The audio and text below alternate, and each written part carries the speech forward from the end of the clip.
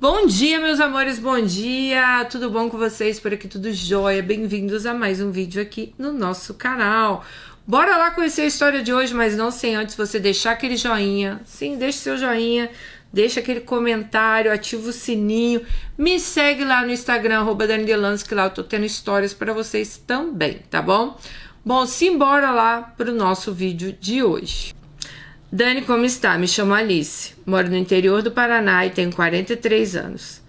Tive uma infância boa, apesar de alguns acontecimentos ruins, fui uma criança feliz e amada. Na adolescência, eu morava numa cidade, eram muito ativos na igreja e aquela era uma época boa, sabe?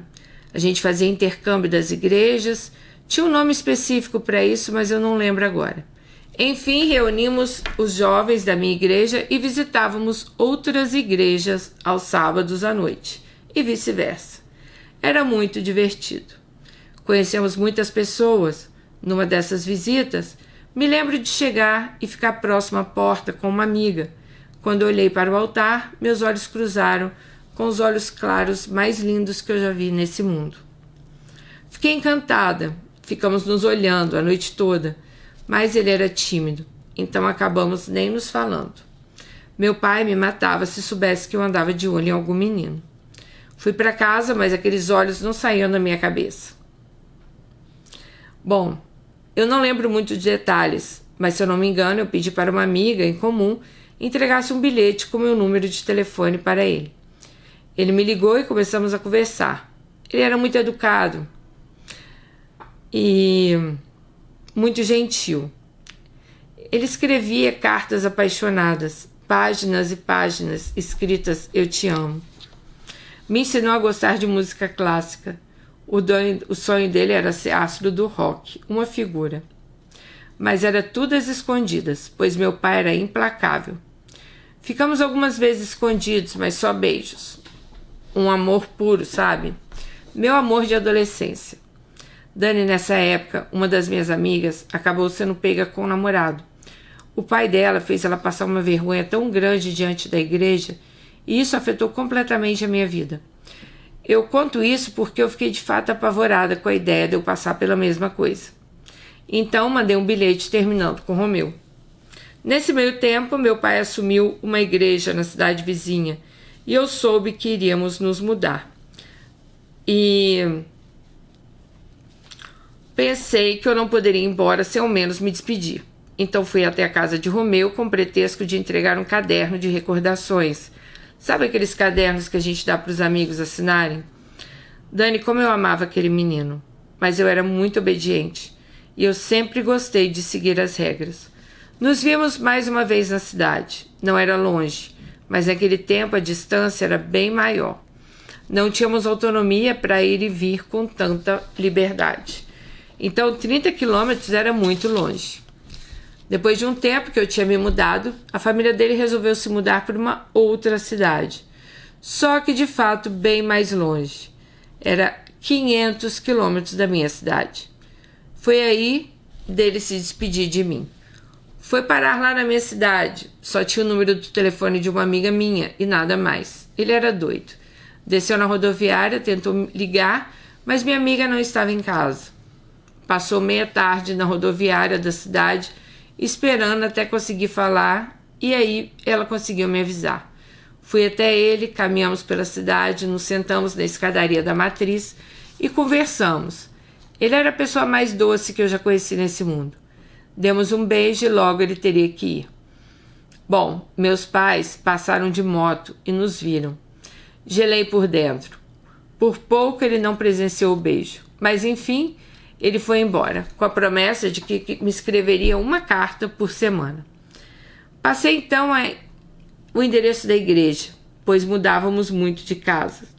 Assim as cartas não se perderiam. À noite em casa, meu pai fez um interrogatório sobre ele.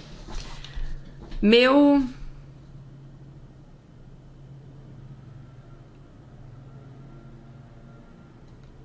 pai, ele queria saber quem era a família do menino. E contei que ele tinha vindo se despedir, pois eles estavam de mudança. Meu pai falou para eu esquecer isso, porque mesmo com medo, eu contei que eu gostava dele. Meu pai falou, esquece isso, você é muito nova. Ele vai para uma cidade maior, as igrejas lá são maiores, logo ele vai se apaixonar por outra menina. E você vai ficar esperando aqui, fazendo o quê? Sofrendo? Deixa isso pra lá. Doeu, mas isso fez sentido na minha cabeça. E no outro dia, ele veio mais uma vez, porque tínhamos combinado assim. Mas aí eu fui mais fria, mais seca. E assim ele foi embora e eu me senti uma monstra, porque eu queria muito passar aquela tarde abraçada com ele, mas fui distante, porque assim na minha cabeça, ele ia desencantar assim que ele fosse embora. Bom, ele se foi. Na primeira semana eu estava na igreja quando chegou a correspondência. Lá estava a primeira cartinha dele. Meu coração ficou a mil. Achei que ele nem escreveria, mas escreveu. Ele contou como foi a mudança, como estava a nova escola, e eu respondia as cartas no mesmo dia.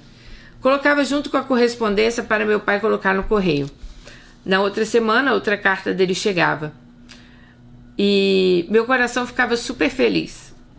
E no mesmo dia eu respondia as cartas dele. Na terceira semana, esperei ansiosa e nada veio. Escrevi, perguntei se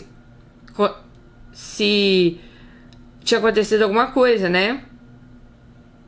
E as cartas dele, gente, simplesmente pararam de chegar. Toda semana eu perguntava pro meu pai, mas ele dizia que não tinha chegado nada. Mas até que ele sentou comigo e falou, filha, eu te disse, ele deve ter conhecido outra menina. Cidade grande, imagina, né? Ele não vai mais te escrever. Lembro que eu chorei muito nesse dia, mas deixei pra lá. Eu também precisava seguir minha vida. Foi aí que fiquei namoradeirinha. Ah, mas nada além de beijos e amassos. Bom, foi aí, gente, que ela conheceu o Jurandir. Ele entrou para nossa igreja, nós já os conhecíamos, ele era amigo do meu irmão. Tocava louvor e eu cantava. Ele era galã, alto, loiro, azuis, forte, ficamos amigos. Muito amigos mesmo. Ele me dava conselhos, eu desabafava com as brigas, né? Ela desabafava dela e ele desabafava dele. Ele tinha namorada, então desabafava com ela até das brigas dele com a namorada. Então começamos a nos desentender. Eu tinha uma irritação com ele, sabe? Aquelas irritações que todo mundo tem. Mas nos apaixonamos e nos tornamos inseparáveis. Estávamos sempre juntos, parecia um conto de fadas. Nosso namoro, ele devoto, me cuidava, me dava presentes, me levava, me buscava no colégio. Mas depois ele começou a demonstrar ciúmes, apertava minha mão quando eu era simpática com alguém. Eu sempre fui muito simpática, dava risada, abraçava todo mundo, mas com respeito. E ele começou a ter comportamentos exagerados. Na minha cabeça, aquilo era proteção. Nessa época, eu já estava namorando há quase 2 anos. Fui fazer uma faxina no escritório que meu pai pediu, no escritório dele na igreja. Mexe aqui, mexe dali, eu arrumando as gavetas. Comecei a tirar umas coisas de dentro e, para minha surpresa, achei um maço de cartas. Todas amarradinhas como aquelas borrachas de dinheiro. Gente, eram as cartas que Romeu me mandava e meu pai não me entregava. E as cartas que ela escrevia, o pai dela nunca mandou. Ele escrevia por meses e eu nunca recebi nenhuma carta. As cartas que eu confiei a meu pai nunca foram colocadas no correio. Eu me senti tão traída. Chorei a tarde toda lendo as cartas dele. Chorei porque eu não estava lá quando os pais dele se separaram, quando ele não estava conseguindo se adaptar, quando ele disse que não tinha amigos. E eu nunca estive lá para ele. Ele tentou se socorrer em mim, mas eu não estava. Chorei muito, mas nem questionei meu pai. Escrevi então uma carta para Romeu. Pensei em colocar no correio, só para dizer que minhas cartas nunca tinham sido entregues. Mas não porque não me importei, porque foram tomadas de mim. Mas eu desisti, fiquei com medo e voltar a ter problemas, né, com Jurandir, já que ela namorava Jurandir. Dani, com 16 para 17 anos, engravidei de Jurandir. Mas nosso namoro nessa época já não ia bem. A gente brigava muito, mas eu era completamente dependente emocionalmente dele.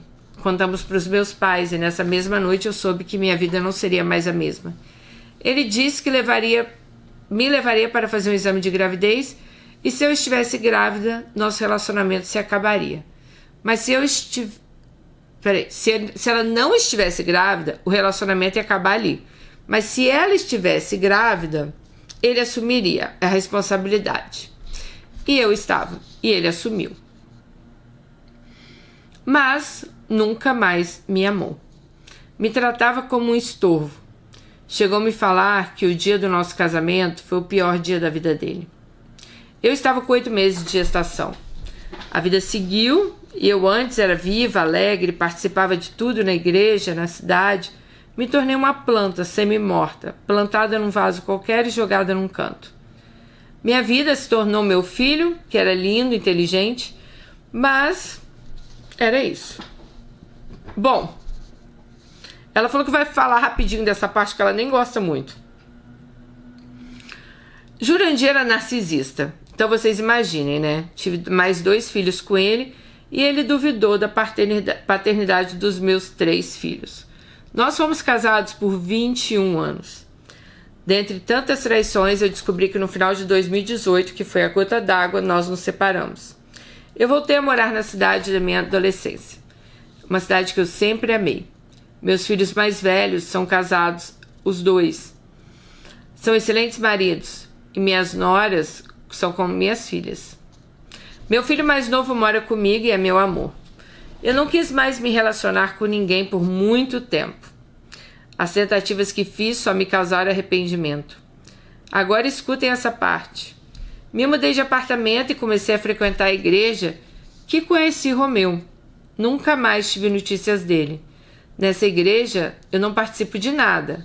Ouço só o sermão e vou embora. Em novembro, o pastor estava apresentando os visitantes e deu boas-vindas a Romeu e sua família. Sim, gente, Romeu estava de volta à cidade. Quando ouvi o nome, meu coração apertou, mas não olhei para trás. Na saída, o pastor me chamou e fiquei cuidando para ver se enxergava, mas não vi ninguém. Então, tirei da minha cabeça. Fui mais algumas vezes e na última mudança que fiz, achei recordações guardadas das cartas que ele encheu de "eu te amo". Sim, eu tinha tudo guardado. Perguntei para um conhecido em comum da adolescência se ele sabia o paradeiro de Romeu, já que eu nunca havia o encontrado nas redes sociais. E ele disse: "Você não sabia? Ele está morando aqui novamente, com a família". Confesso que meu coração deu um salto quando eu ouvi que ele estava aqui. E murchou quando eu ouvi que ele tinha uma família. No outro domingo foi quando eu cheguei na igreja e quem estava pregando? Sim, Romeu. Com os mesmos olhos gentis que ele sempre teve. Mas ele tinha outra Alice, ele tinha filhos. Eu não tive coragem de falar com ele. Até que um domingo eu estava esperando minha amiga na calçada, ele veio até o carro guardar algo e me chamou pelo nome. Perguntou se eu estava bem, eu respondi que sim. E eu disse que eu estava esperando uma carona. No impulso e loucura, falei para ele que eu tinha escrito que ele não tinha recebido minhas cartas porque meu pai nunca colocou no correio. Aí disse: "Nem sei se você lembra disso, mas só queria que soubesse que eu me importei. Carrego isso sozinha há tempos demais." Ele arregalou os olhos e disse com voz embargada que nem lembrava. Nisso chegaram outras pessoas e entramos em outro assunto e fui embora. Uma semana depois recebi uma mensagem no WhatsApp de um número desconhecido e era ele, para agradecer por falar. Ele me contou que por 3 anos ele me esperou e que se ele tivesse recebido alguma carta, com certeza ele teria voltado para ficar comigo. Meninas podem me julgar, mas sentamos e colocamos nossa conversa em dia. Não fizemos nada demais, mas precisamos nos olhar nos olhos, conversar. Seguramos a mão do outro e eu pensei, nosso amor ainda existe. Ele está guardado naqueles olhos gentis. Ele me disse que se eu achar alguém para minha vida agora, tem que amar mais do que ele e ser melhor do que ele, porque ele teria feito tudo para me fazer a mulher mais feliz do mundo.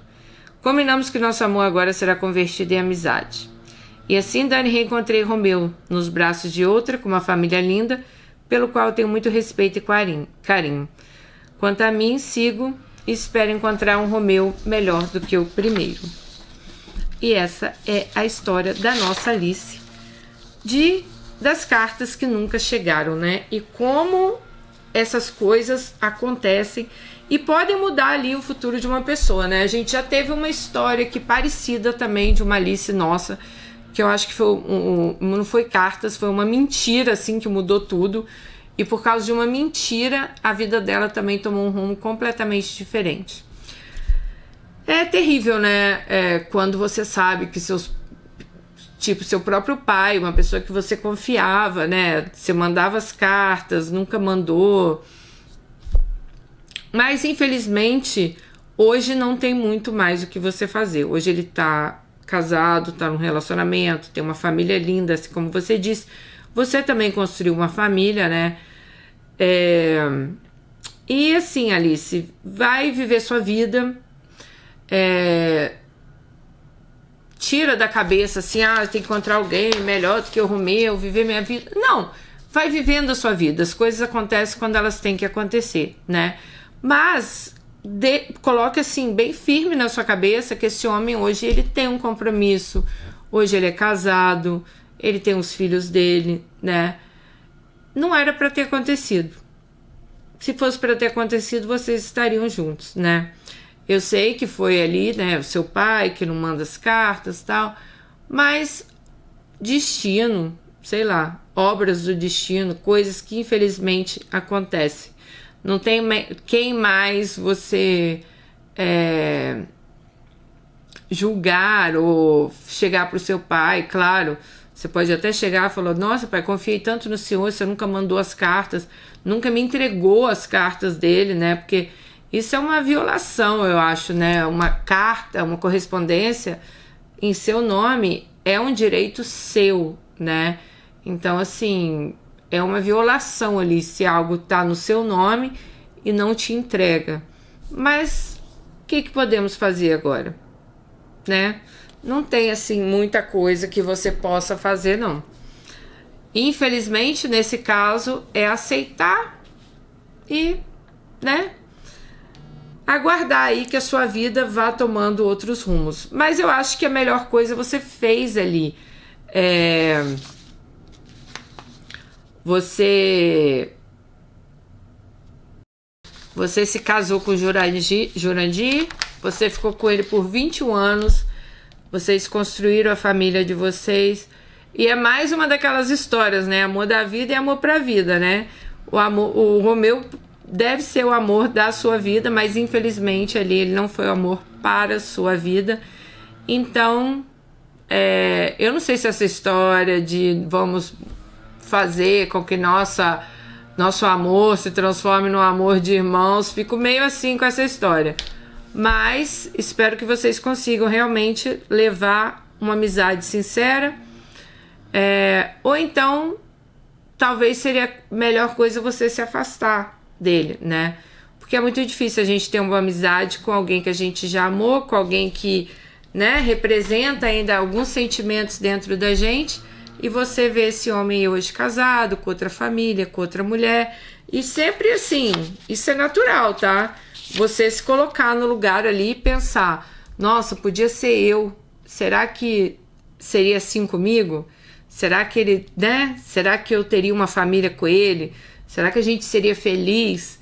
O que será que teria acontecido se meu pai tivesse me entregue aquelas cartas?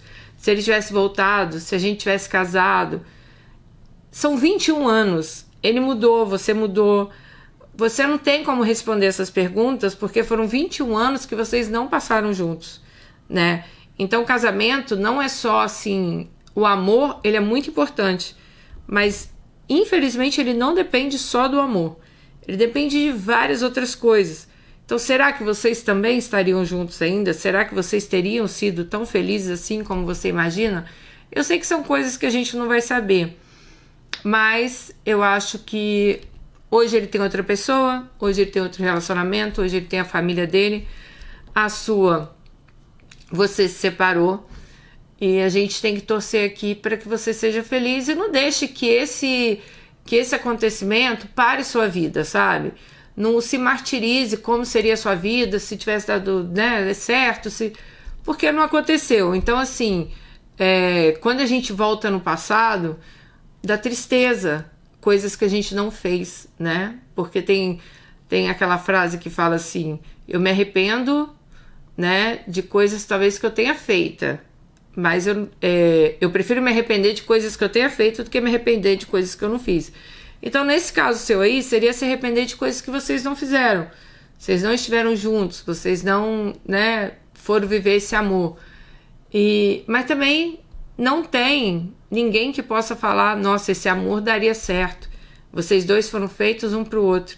Vocês estariam juntos até hoje. Porque a gente também não sabe como teria sido o casamento de vocês. Então, Alice, toca a sua vida pra frente, né? E é isso. Deixa um comentário aí pra ela. Um beijo e até o próximo vídeo. Tchau.